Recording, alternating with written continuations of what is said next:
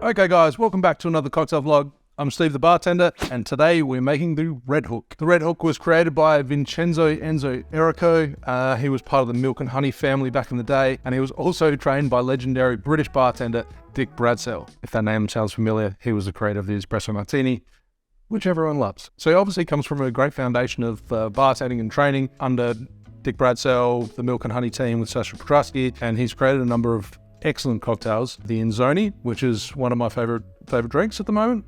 You guys may know that. I've done a few videos on that. And the Red Hook in particular, this one went on to inspire a lot of the New York bartenders for creating cocktails named after local suburbs, such as the Green Point, the Bensonhurst, the Little Italy. And this one is essentially a mashup of the Manhattan and the Brooklyn. Nice and easy, simple ratios to remember, 3 ingredients, stirred, no garnish, incredibly easy.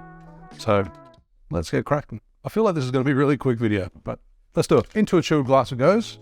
I'm measuring 2 ounces, 60 ml of rye whiskey, Rittenhouse rye, straight rye whiskey that sits at 50%, 100 proof, 60 ml / 2 ounces. Punt. So those who aren't familiar, I should have actually looked at this beforehand, but I believe Punt stands for 1.5. So 1.5 of bitterness. It's more bitter than a traditional Italian vermouth.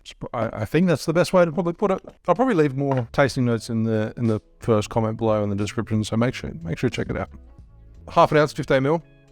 Yeah, you should always check out the description. There's always going to be more information in there about the ingredients that I use, the recipe itself, where it came from, history, rah. Luxardo maraschino. I said it right that time, guys. Half an ounce, 15 ml. There's maraschino, so cherry, like cherry liqueur, but it's kind of got a bit of a nutty taste. And that's it. Add ice, stir it down. And if you love this glassware, if you love this mixing glass, I should say, then check out a link in the description below, and I'll make sure I link to it. It's a Japanese company that makes this particular mixing glass. It's nice and it's sturdy, but it's fine. It's elegant. It looks really good. So I love it. This type of glassware is what I prefer. Like the mixing glass, old-fashioned glasses, just simple, clean lines.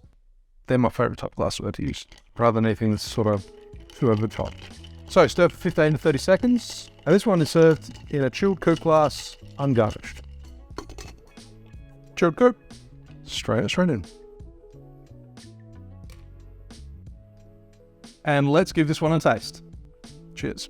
That wash line is not quite there. A little bit too full. But it's pretty heavy on the maraschino. Typically, you only see the maraschino liqueur in small measurements. I think like, quarter ounce, 7.5 ml. Otherwise, it easily overtakes. Got this kind of, as I said before, when I said it tastes kind of nutty, it gets that kind of nuttiness in the drink. Pleasant though, because you've got that. I think if you used a lower proof whiskey, then it wouldn't work nearly as well. So 50%, 100 proof. You got that spiciness from the Rittenhouse, from the rye whiskey, the bitterness from the Punt. If you didn't have that high proof, then I don't think it would work very well. Be interesting to do like a side-by-side comparison using more of a traditional Italian Torino vermouth as opposed to the Punt. I mean, this is only 16%, but I mean, it packs a punch. It's got that extra bitterness to it. Delightful for a bittersweet kind of cocktail.